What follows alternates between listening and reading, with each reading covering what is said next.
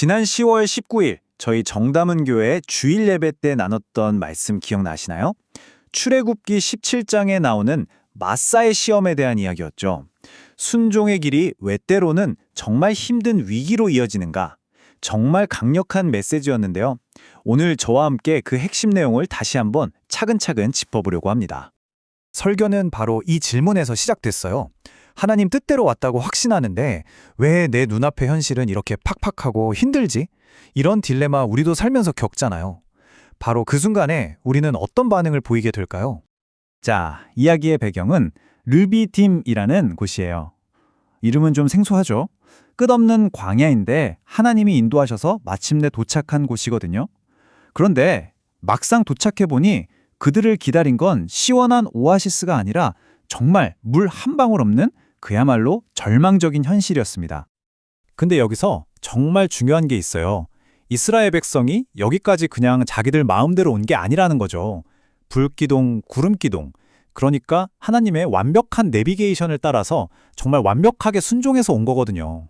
그런데 그 완벽한 순종의 결과가 죽음의 땅이라니 이게 말이 되나요? 바로 이 이해할 수 없는 현실이 그들의 믿음을 뿌리부터 흔들어 놓은 시험의 시작이었습니다. 그런데 백성들의 반응은요, 그냥 힘들어 하고 투덜대는 수준이 아니었어요.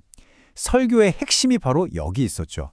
이건 단순한 불평이 아니라 하나님을 아예 피고석에 앉혀버린 영적인 고발 사건이었습니다. 성경은 이들의 행동을 두 가지 단어로 딱 요약해요. 원망, 그리고 다툼. 원망은 이전에도 몇 번 있었던 좀 익숙한 반응이죠. 그런데 여기서 처음으로 다툼이라는 단어가 등장하는데 바로 이 단어 때문에 이 사건의 성격이 완전히 달라집니다. 네, 맞아요. 설교에서도 강조됐던 부분인데 원어로 보면 이 다툼은 그냥 말싸움이 아니에요. 소송을 걸다, 법적으로 고소하다 이런 뜻을 가진 법정 용어거든요.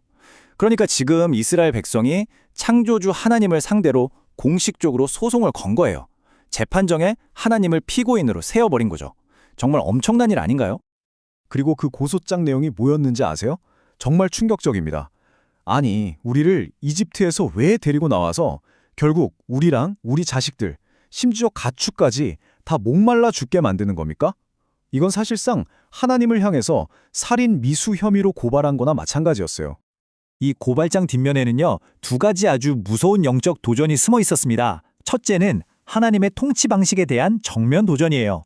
하나님 이게 최선이에요? 당신 일하는 방식 나 마음에 안 들어요. 이렇게 따지는 거죠. 그리고 둘째는 여기서 한 발 더 나아가는 거예요. 당신은 틀렸으니까 이제 내 인생의 운전대는 내가 잡을 겁니다. 이건 하나님의 주권에 대한 쿠데타 시도나 다름없죠. 자, 이렇게 엄청난 고발을 당하신 하나님, 어떻게 반응하셨을까요? 보통 같으면 이놈들 하고 심판하셨을 법도 한데 하나님은 대신에 아주 자비로운 변론으로 응답하십니다. 말로 따지지 않으시고 행동으로 직접 보여주시는 거죠.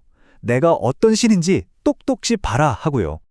하나님의 변론은 크게 세 가지 핵심 메시지로 정리할 수 있어요. 첫째, 나는 너희와 함께 있다. 둘째, 나는 생명을 주는 자다. 그리고 셋째, 나는 어제나 오늘이나 변함없는 하나님이다. 자, 그럼 하나씩 좀 더 자세히 들여다볼까요? 첫 번째 변론. 하나님은 임마누엘의 하나님, 즉 우리와 함께 하시는 분이라는 걸 보여주십니다. 저 멀리 하늘 보좌에서 그냥 지켜보시는 게 아니에요. 고통의 가장 깊은 곳, 문제의 현장인 바로 그 르비딤의 반석 위에 내가 직접 서 있겠다고 선언하세요. 문제 한가운데로 직접 찾아오시는 하나님. 정말 감동적이죠? 두 번째 변론은 하나님은 생명을 주시는 분이라는 겁니다. 사실 따지고 보면 심판의 도를 맞아야 하는 건 죄를 지은 백성들이잖아요. 그런데 하나님은 대신 죄 없는 반석을 치라고 명령하세요. 심판의 행위인 때리는 것을 통해서 오히려 생명수가 콸콸 터져나오는 이 놀라운 역설을 보여주시는 겁니다. 그리고 세 번째, 하나님은 어제나 오늘이나 똑같은 분이라는 사실입니다. 하나님은 모세에게 두 가지를 딱 짚어서 상기시키세요. 하나는 나일강을 피로 물들였던 바로 그 지팡이, 또 하나는 모세를 처음 부르셨던 바로 그 호렙산이죠. 이게 무슨 뜻이겠어요? 과거의 너희를 위해 기적을 행했던 나의 능력, 그리고 너를 향한 나의 약속은 지금 이 위기의 순간에도 변함없이 유효하다는 아주 강력한 메시지였던 겁니다.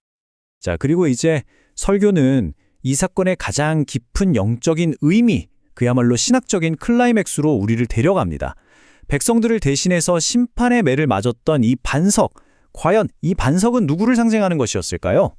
바로 이 지점에서 복음의 심장이라고 할 수 있는 대속의 원리가 환하게 빛을 발합니다. 마땅히 심판받아야 할 죄인을 대신해서 죄가 전혀 없는 어떤 존재가 그 심판을 온몸으로 다 받아내는 것. 그리고 바로 그 희생을 통해서 생명의 강이 흘러나오는 것. 어디서 많이 들어본 이야기 같지 않으세요? 그리고 수백 년이 지나서 사도 바울이 이 미스터리의 정답을 명확하게 알려줍니다. 고린도전서 10장에서 이렇게 선포하죠. 그 반석은 곧 그리스도시라. 네, 바로 그거였습니다. 이 모든 사건은 죄인인 우리를 대신해 심판의 매를 맞으시고 십자가에서 그 몸이 찢기심으로 우리에게 영원한 생명수를 주신 예수 그리스도를 미리 보여주는 그림자였던 겁니다. 자, 그렇다면 이 수천 년 전 광야에서 있었던 이야기가 오늘 21세기를 살아가는 우리랑 도대체 무슨 상관이 있을까요? 이제 적용으로 넘어가 보겠습니다. 정말 놀라운 사실은요, 이 기적이 일어난 장소의 이름이 은혜의 샘이나 기적의 동산 같은 멋진 이름으로 불리지 않았다는 거예요. 오히려 시험이라는 뜻의 마사, 그리고 다툼이라는 뜻의 무리바라는 아주 부끄러운 이름으로 역사에 남게 됩니다. 이건 하나님의 놀라운 은혜가 아니라 인간의 추악한 실패를 기억하고 다음 세대에게 경고하기 위한 일종의 실패 기념비가 된 셈이죠. 첫 번째 인류의 대표격이었던 이스라엘은 바로 이 마사의 시험에서 처참하게 실패하고 말았어요. 하지만 두 번째 인류의 대표로 오신 우리 예수님은 어떠셨죠? 그분도 똑같이 광야에서 시험 받으셨잖아요.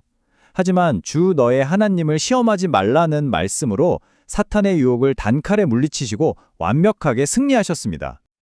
그리고 바로 이것이 복음의 핵심입니다. 나는, 그리고 우리는 이스라엘처럼 넘어지고 실패할 수밖에 없는 연약한 존재예요. 하지만 우리의 진짜 소망은 나는 실패하지 않을 거야 하는 내 의지나 능력에 있는 게 아니에요. 바로 그 실패의 자리에서 나를 대신해서 승리하신 예수 그리스도께 우리의 소망이 있습니다. 내가 맞아야 할 그 심판을 대신 맞으신 반석, 바로 그분의 은혜 때문에 우리가 다시 일어설 수 있는 겁니다. 설교는 우리 각자에게 이 질문을 던지면서 끝을 맺습니다. 오늘 여러분의 맞사는 어디인가요? 혹시 여러분의 삶에 물 한 방울 없는 르비딤처럼 느껴지는 그런 팍팍한 영역이 있으신가요? 그곳에서 지금 원망과 다툼이 일어나고 있진 않나요? 꼭 기억하셨으면 좋겠습니다. 바로 그 실패와 절망의 한가운데서 우리를 위해 대신 맞으시고 승리하신 반석 예수 그리스도께서 우리를 기다리고 계십니다. 그분께 우리의 시선을 딱 고정하는 저와 여러분이 되기를 간절히 소망합니다.